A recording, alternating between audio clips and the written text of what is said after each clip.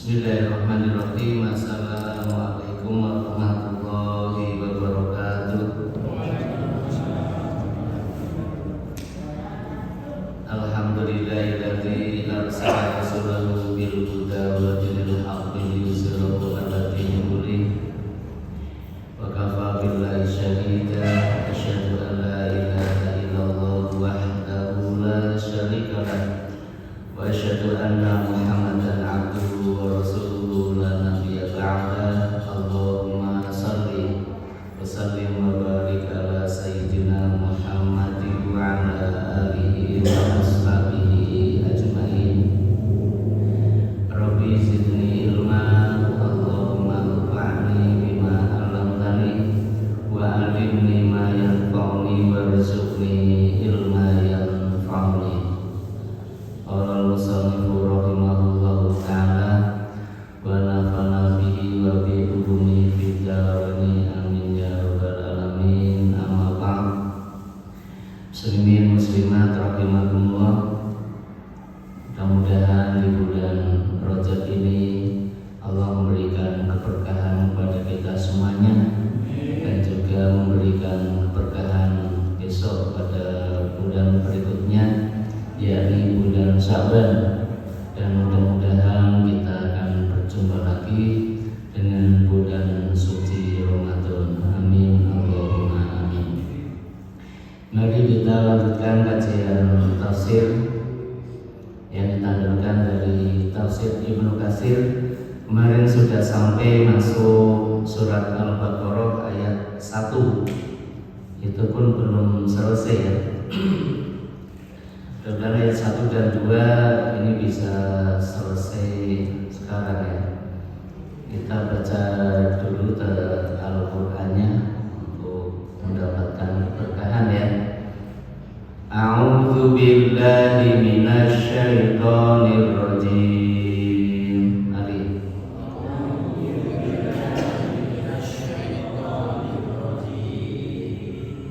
Bismillahirrahmanirrahim.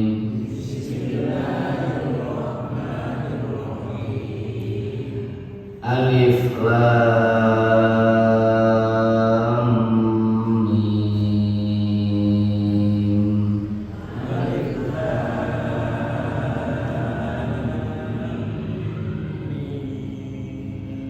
Dzalikal kitabu la raiba fihi.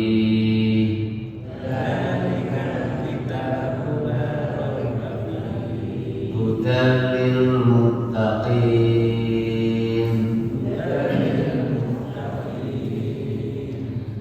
Baca Al-Quran banyak sekali faedahnya ya. Setiap huruf minimal 10 kebaikan yang akan kita dapatkan minimal. Dan juga bacaan ayat Al-Quran bisa mempengaruhi jiwa seseorang, bisa membentukkan karakter orang yang baik membaca dan juga mendengarkannya. Dan tentunya kelak di yaumul qiyamah kita akan mendapatkan syafaat dengan bacaan Al-Quran. Alif lam mim. Alif lam mim tidak diterjemahkan ya. Di terjemahan manapun terjemahan adalah alif lam mim. Qati talafal mufassiruna fil hurufil muqatta'atil lati fi awail suwar. Para ahli tafsir berbeda pendapat ketika menafsiri huruf-huruf yang terpotong-potong, yang sendiri-sendiri, yang berada di beberapa awal surat dari Al-Quran. Dalam Al-Quran ada beberapa awal surat itu yang diawali dengan huruf-huruf yang terpotong-potong, tidak berharokat ya. Nah, huruf-hurufnya itu. Faminhum man qala. Nah, kemudian sebagian mengatakan ia mimma ta'asarallahu bi ilmi faraddu al-maha ila Allahi wa lam yufassiru Jadi yang pertama itu Allah yang tahu apa makna dari huruf-huruf yang berada di beberapa awal surat. Maka semuanya diserahkan sama Allah. Ini yang pertama. Semua maknanya serahkan sama Allah. Karena Allah yang mengetahui. Walam yufassiruha, mereka tidak berani untuk menafsirinya. Kemarin sampai situ ya. Jadi ahli tafsir yang pertama nggak mau menafsiri. Jadi alif lam mim ya sudah alif lam mim. Karena Allah yang mengetahui maksudnya. Wa minhum man fassaraha. Sebagian dari mereka ada yang menafsirinya. Ada alif lam mim, ada toha, yasin dan huruf-huruf yang lainnya. Sebagian dari mereka ada yang menafsirinya. Wa talafaha ulai fi maknaha. Golongan yang kedua yang ingin menafsiri ayat-ayat yang terpotong di beberapa awal surat pun mereka beda pendapat. Kalau golongan pertama nggak ada yang beda pendapat karena mereka menyerahkan sama Allah dan terserah Allah saja. Tapi yang kedua mereka akan menafsirinya, tetapi mereka ada multi tafsir, ada beberapa makna menurut beberapa ahli tafsir. Yang pertama innama hiya asma'us suwar.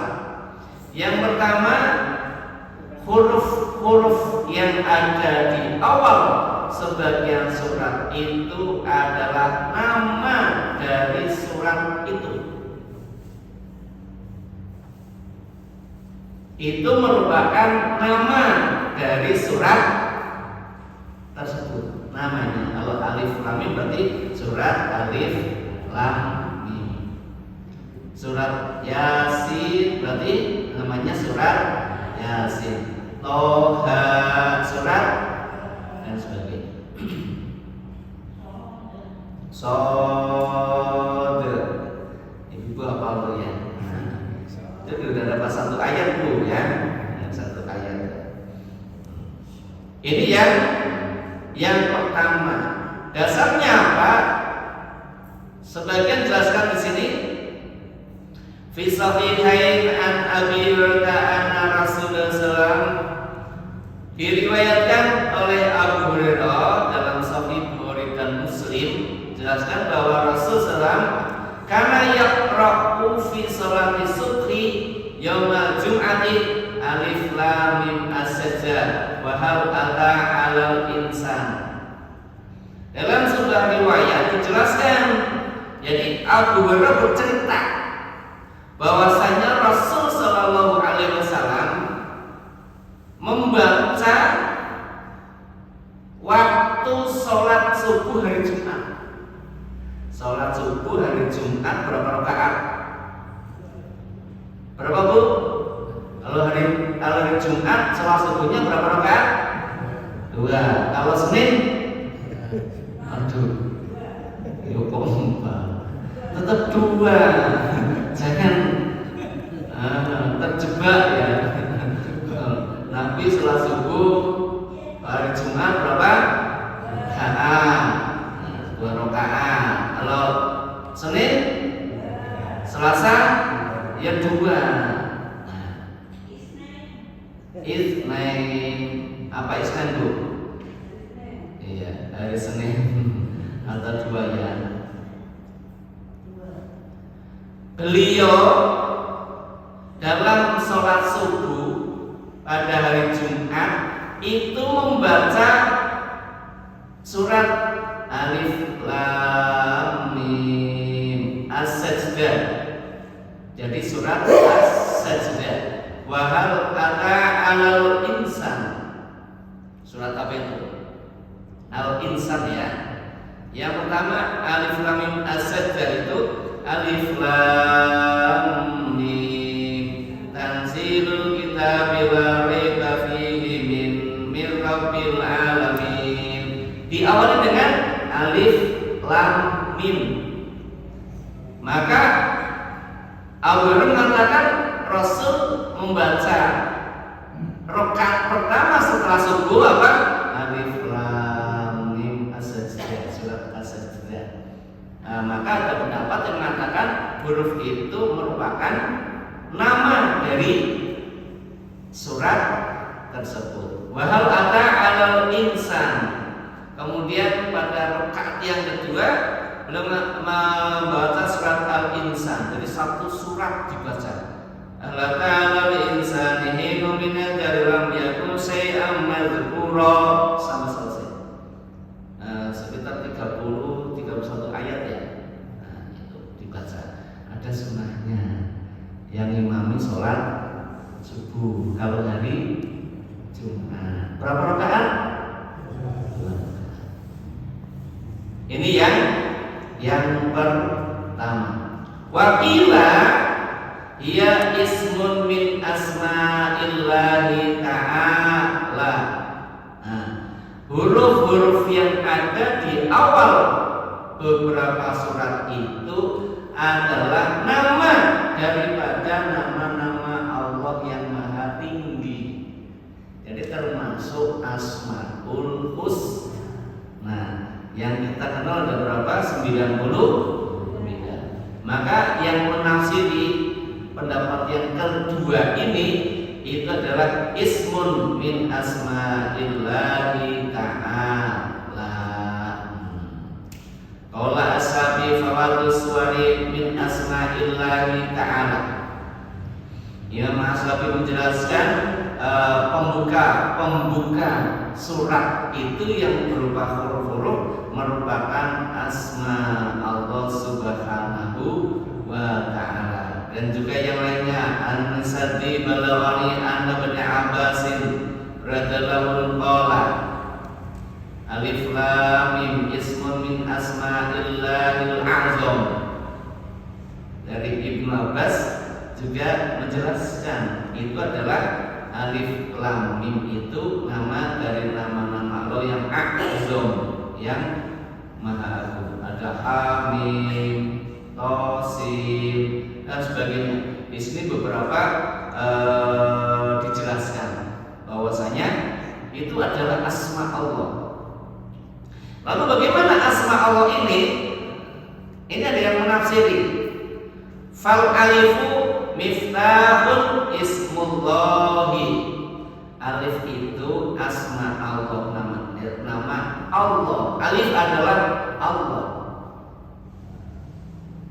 Boleh nggak berpendapat begitu?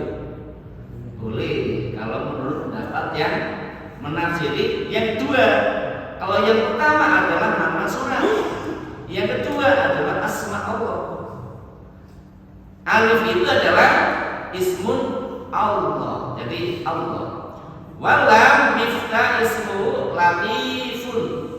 Alifnya Allah, lamnya latifun. Jadi itu adalah huruf yang menunjukkan salah satu asma Allah namanya Latif. Ya Latif, ya Latif. Artinya Allah yang maha lembut.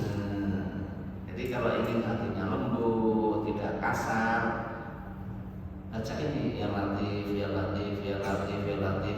Nanti seorang yang biasanya kata-katanya kasar, kadang kalau berbicara mesti nyakiti. Kalau bicara mesti hibah. Kalau itu gosip terus ya. Nah, baca ya Latif, ya Latif, ya Latif, ya Latif, ya Latif sebanyak-banyaknya, tidak dibatasi. Nah, mudah-mudahan menjadi lembut. Itu lam. Kemudian warmi miftahun ismu majidun. Majid. Nah, asma Allah yang namanya Majid. Allah maha agung. Nah, Allah maha agung. Itu adalah pendapat yang kedua, bahwasanya huruf-huruf itu adalah asmaul husna, tapi berupa singkatan. Ini menurut pendapat yang kedua. Hadalah Ibnu Hatim dan sebagainya dijelaskan di sini bahwasanya Tsumma sarwa yujul wahidin min hadhil aqwali wa yufiqu bainaha wa lam munafatan baina kulli wahidin minhuma wa bainal akhar. Pendapat itu tidak bertentangan. Kalau pendapat yang pertama mengatakan bahwa itu merupakan nama sebuah surat, kemudian pendapat kedua adalah asma Allah, kedua-duanya tidak ada saling bertentangan satu dengan yang lainnya. Wa anal jama' makin fi fahiya asma'ul suwari wa min asma'illahi ta'ala yaftatahu biha suwar faqulu harfin min hadala ala ismin min asma'i wa sifati min sifatihi. Jadi bisa digabungkan bahwasanya huruf-huruf yang ada di awal surat itu mengandung makna, itu merupakan nama-nama dari sebuah surat sekaligus adalah asmaul min asma'illah, termasuk salah satu nama-nama dari asma Allah Subhanahu wa ta'ala. Hadirin rahimakumullah, itu pendapat yang kedua. Bisa dipahami? Mau ambil pendapat yang mana? Dipersilakan. Semuanya punya argumentasi. Yang penting tidak boleh saling menyalahkan. Tidak boleh itu ayat yang mutasyabih, jangan diterjemahkan. Karena ada yang menafsiri, mufassir. Kalau bahasanya mufassirun berarti adalah ahli tafsir. Ahli tafsir yang mengetengahkan pendapatnya dan juga ada dasarnya. Ibnu Katsir mencoba untuk membuka beberapa pendapat, sehingga membuka cakrawala kita ternyata ayat Al-Quran itu adalah ada yang multi tafsir, yang memiliki makna beberapa, walaupun yang benar itu adalah Al-Quran. Kalau tafsir itu adalah pemahaman terhadap sebuah teks dari ayat. Bisa dipahami ya? Yang betul-betul Al-Quran tadi alif lam mim dzalikal kitabul la raiba fihi hudal lil muttaqin. Itu yang mutlak. Mutlak pasti benar. Tapi tafsir itu mencoba untuk membuka apa maksud dari ayat-ayat yang ada di dalam kitab Al-Quran. Maka tafsirnya itu berbeda. Ibnu Katsir begini, tafsir As-Sadi begini, Jalalain begini, gitu ya. Itu macam-macam. Maka dipersilakan. Yang dipersilakan nanti mau mantap yang mana. Kalau Bapak Ibu mau mantap, saya pendapat yang satu, bahwasanya yang tahu maknanya hanya Allah, maka tidak berani untuk menafsiri. Ya sudah, alif lam mim itu saja terjemahnya. Itu juga diperbolehkan. Ada yang menafsiri, ada dasarnya di sini. Oh, itu nama surat. Jadi alif lam mim itu nama surat lewat Al-Baqarah. Ya gak apa-apa, kan nama tidak harus sama. Maka bisa sebut Al-Baqarah namanya surat alif lam mim. Yasin juga namanya surat Yasin. Atau bisa mengatakan oh itu asma Allah. Kalau sudah ada pendapat-pendapat yang semacam ini, kita yakin satu yang mana, tidak bisa mengatakan pendapatnya yang paling benar, kemudian menyalahkan yang lain. Kebenaran hanya milik Allah. Al-haqqu mir rabbikum. Hak itu dari Tuhan, bukan dari manusia. Manusia mencoba untuk memahami lebih benar.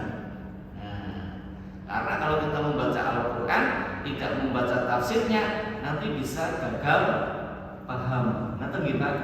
Bisa gagal paham. Jangan sampai kita membaca Al-Quran, baca terjemahnya selesai. Oh, itu isinya begini.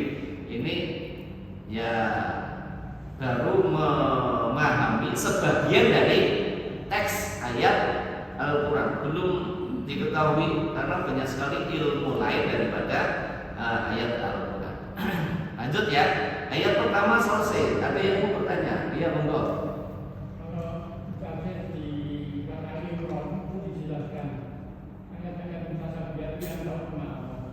Dan orang-orang yang ada penyakit dalam hatinya itu dia mencari-cari takdirnya menjadi fitnah. Seperti itu baru dicari dari Ya, ya betul.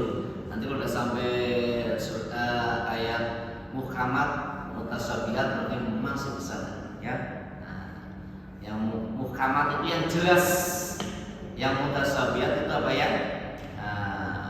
Mereka hanya menyerahkan kepada Allah Subhanahu wa Ta'ala. Tambahan ya, ya. Lanjut. Ayat kedua, dzalikal kitabul la raiba fi hudan lil muttaqin. Dzalika ai hadzal kitab. Dzalika maksudnya kitab ini. Walaupun menggunakan dzalika, dzalika itu artinya itu. Ya, tapi orang Arab menggunakan dzalika tidak mesti artinya itu, bisa menggunakan dzalika adalah ini. Maksudnya adalah ini gitu. Dzalika ai hadzal kitab, ai kitabul Al-Qur'an adalah kitab Al-Qur'an. Dzalikal kitabu berarti inilah kitab Al-Qur'an. La raiba, tidak ada keraguan. Fihi, di dalam kitab itu tidak ada keraguan di dalam kitab Al-Quran. Hudan, sebagai petunjuk. Yang jadi petunjuk itu apa? Alkitab. Alkitab adalah Al-Quran. Alkitab bukan kitab yang lain. Alkitab ini adalah Al-Quran, bukan yang lainnya. Sebagai hudan lil muttaqin, bagi orang-orang yang bertakwa.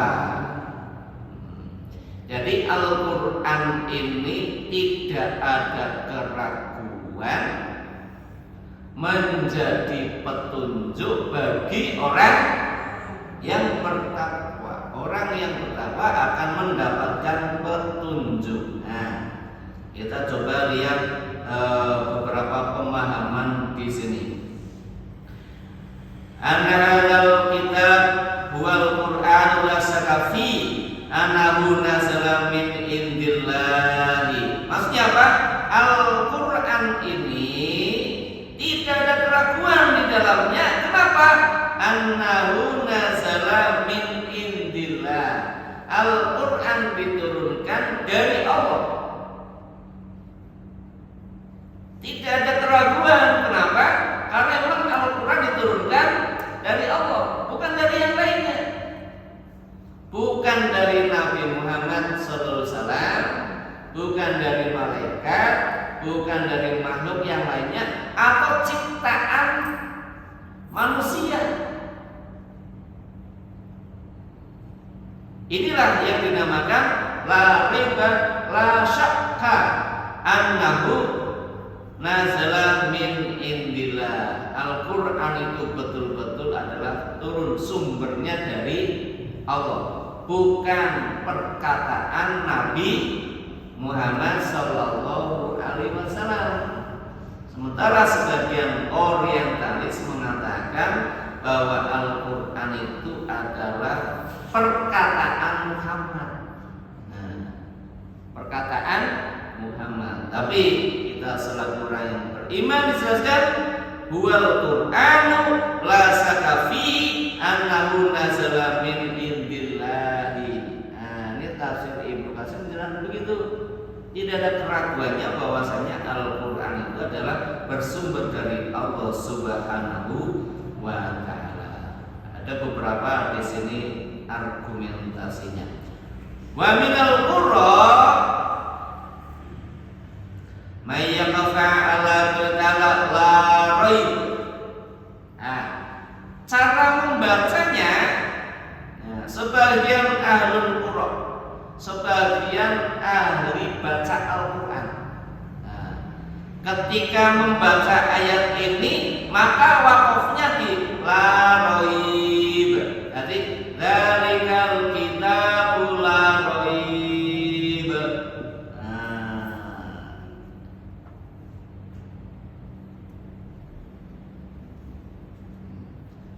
Wa yabtadu bi qalitala fihi hudan lil muttaqin. Jadi dzalikal kitabu la raib. Berarti fihi hudan lil muttaqin. Ini ada ahlul qur'an yang membacanya demikian. Wal waqafu ala qaulihi ta'ala la raiba fi aulalil ayati lati dzakarna wa li annahu yasiru qaulu ta'ala hudan sifatul lil qur'ani wa dzaka ablahu min qauli fihi huda. Pendapat yang kedua mengatakan wakofnya itu di fi dzalikal kitabu la raiba fihi. Terus hudal lil muttaqin. Nah, kalau kita mempelajari tafsir kan wawasan kita jadi luas. Oh, imam membacanya alif lam mim. Dzalikal kitabu la raib fihi hudal lil muttaqin. Berarti mengambil pendapat yang pertama. Ada lagi ya, dzalikal kitabu la raiba fihi. Berarti hudal lil muttaqin. Di sini tidak ada yang membacanya bergeras. Dzalikal kitabu la raiba fihi hudal lil muttaqin. Tidak ada. Berarti Ibnu Katsir mengambil dua pendapat.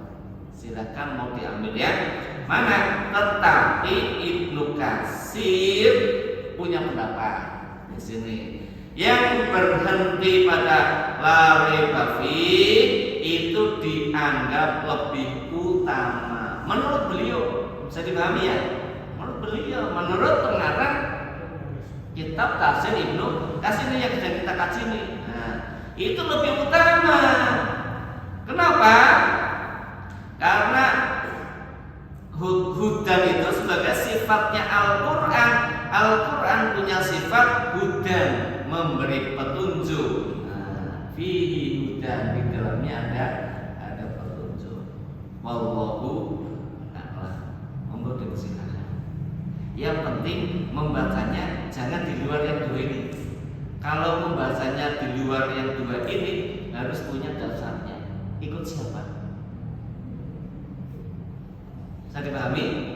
Kalau imam membaca surat Al-Baqarah alif lam mim dzalikal kitabu la raiba fihi hudal lil muttaqin. Yang pernah ngaji Ibnu Katsir bertanya dalam hati, jangan-jangan ada tafsir lain yang menyebutkan itu. Tapi jangan menyalahkan dulu ya. Tanyakan dulu kepada imamnya. Pak Nyun Sewu, tadi kok membaca ayat kedua bablas satu nafas, itu dasarnya dari mana? Nah, kalau tidak tahu kita jelaskan. Kalau ternyata ada dasarnya, berarti ada pendapat yang lain. Wallahu a'lam. Tapi benar yang Ibnu Katsir menjelaskan ada dua di situ. Bisa dipahami? Ya. Lanjut.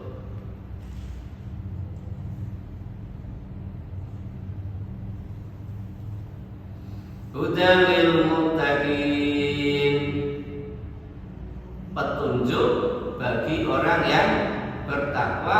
Humul mu'minuna alladzina yattaquna syirka bi wa ya'maluna bi ta'ati. Petunjuk itu bagi orang yang bertakwa, yaitu mereka orang-orang yang beriman mereka takut dengan syirik kepada saya, pada Allah maksudnya, wa ya'maluna bi taati, mereka beramal karena taat kepada saya. Itu yang namanya bertakwa. Bertakwa itu semacam itu. Kemudian pendapat yang lain yaitu alladzina yastanibuna kaba'iral ismi, yaitu orang-orang yang menjauhi dosa besar. Orang yang bertakwa adalah orang-orang yang menjauhi dosa-dosa besar. Menjauhi itu lebih hati-hati daripada dekat.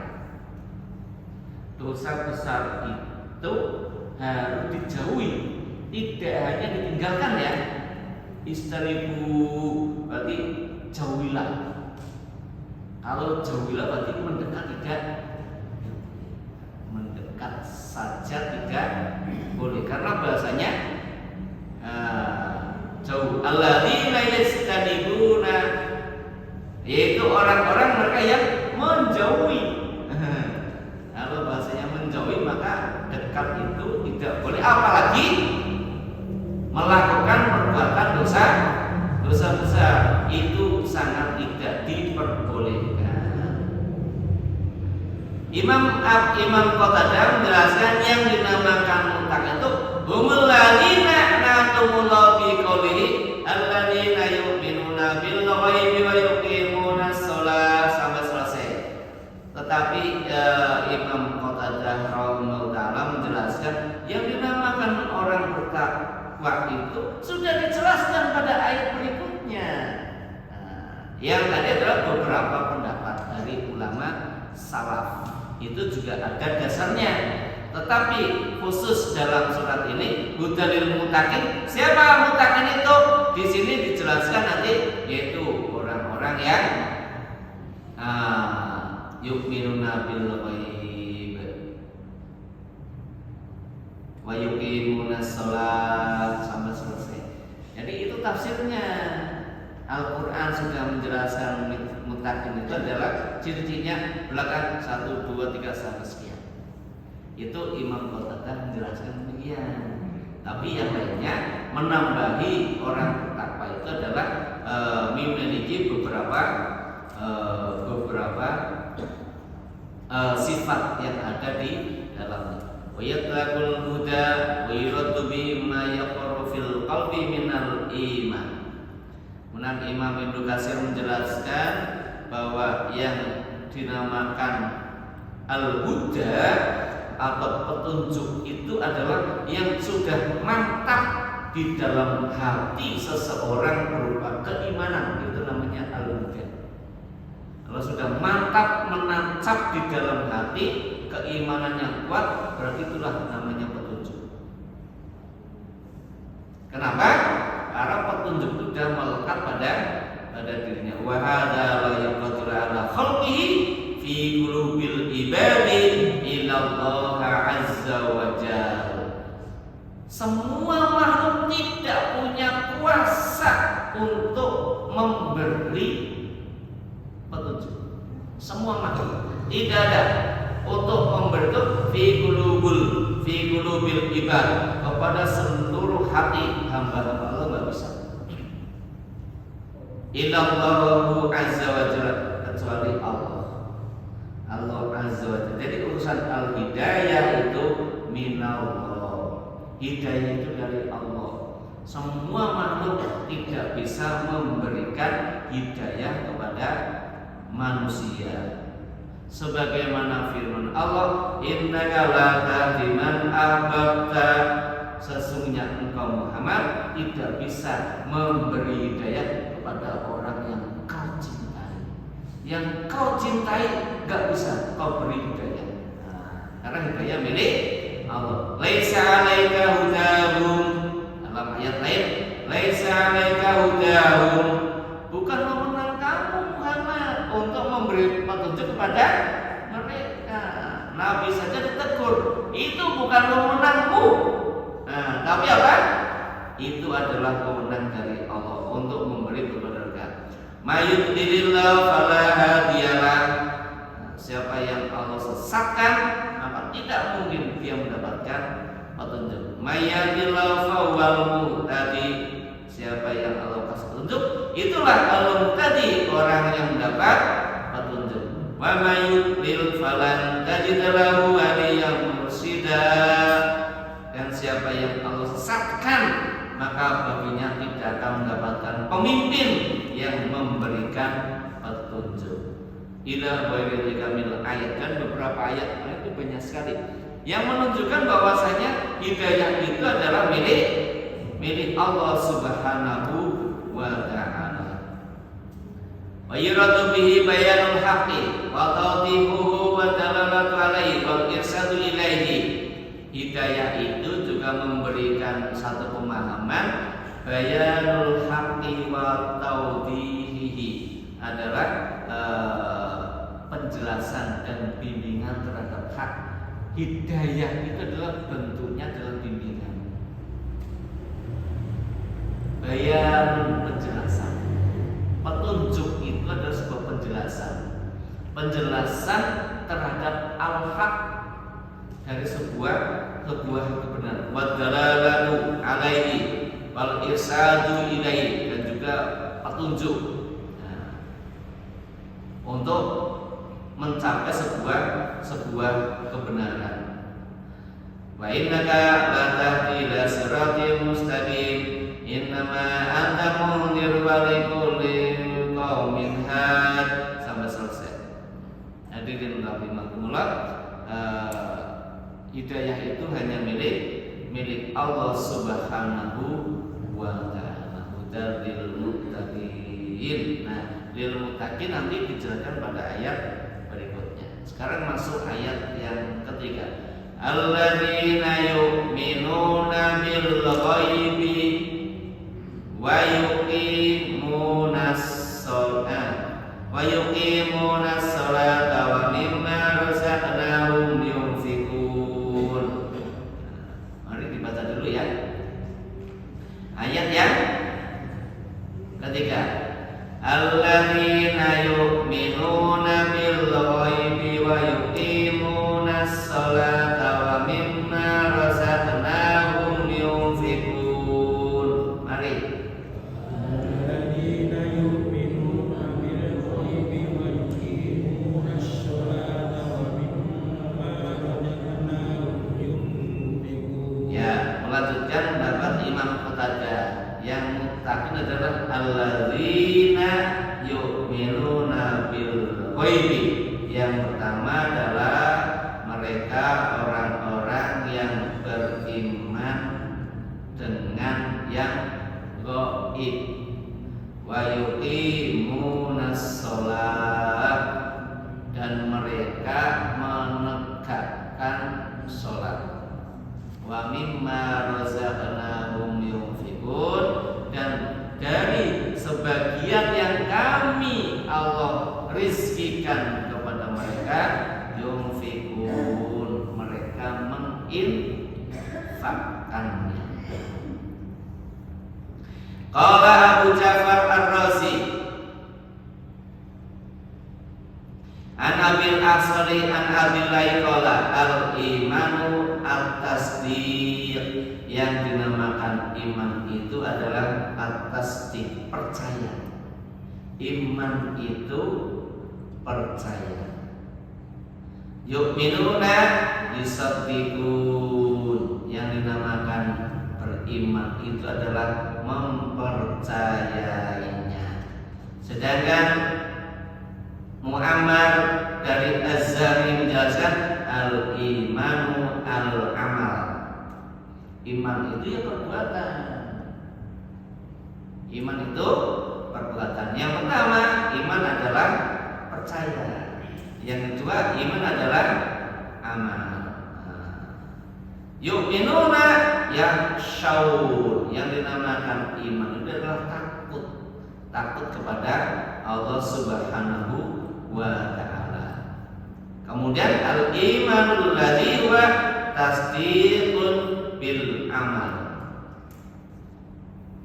Iman itu cara membenarkannya dibuktikan dengan amal. Jadi iman itu dibuktikan dengan amal. Dengan demikian iman kalau hanya membenarkan itu belum dikatakan beriman. Nah, maka iman itu ada buktinya. Buktinya apa? Buktinya adalah amal. Maka di sini dijelaskan kalau pengertian iman ada dua, fil lughati wa fil syar'i.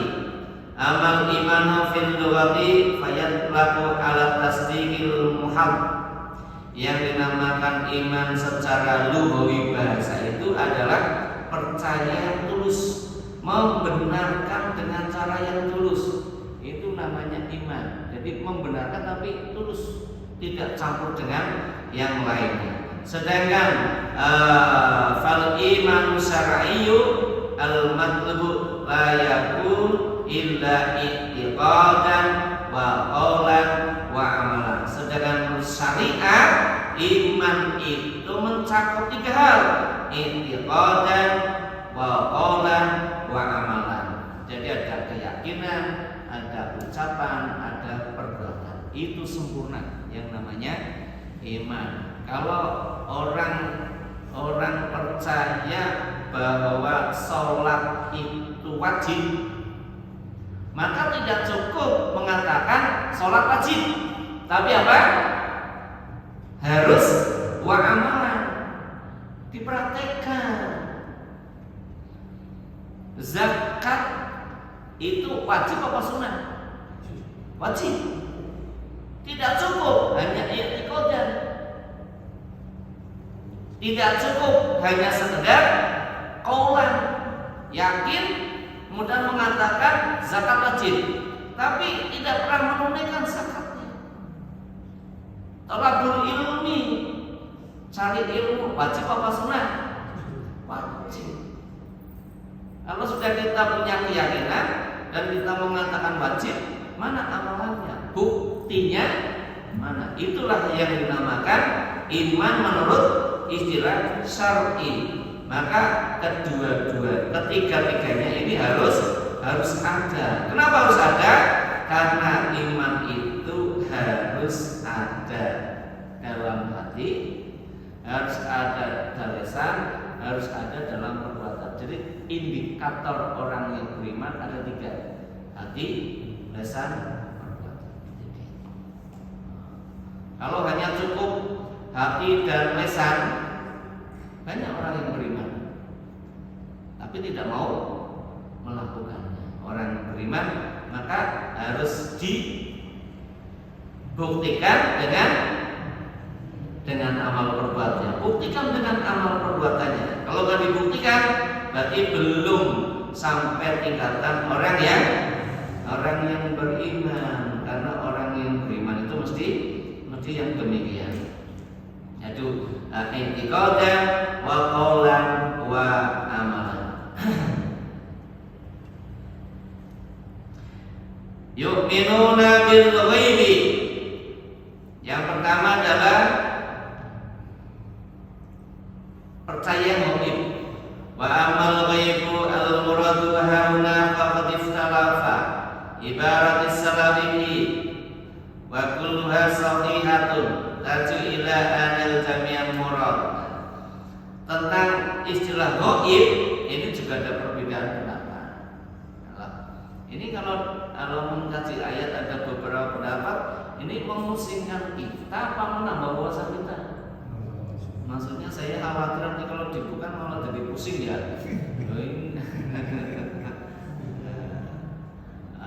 ada beberapa, maksudnya ada beberapa pemahaman ya, tidak sampai perselisihan maksudnya ya. Jadi mufasir itu beda pendapat bukan berselisih, beda pemahaman. Karena beberapa hal itu. Yu'minuna bil ghaibi, qala yu'minuna billahi wa malaikatihi wa kutubihi wa rusulihi wal yaumil akhir wa jannati wa nari wa liqa'ihi wa yu'minna bil hayati ba'dal maut wa bil ba'si wa hadza ghaibul qulub. Yang dinamakan beriman pada yang gaib. Gaib itu apa?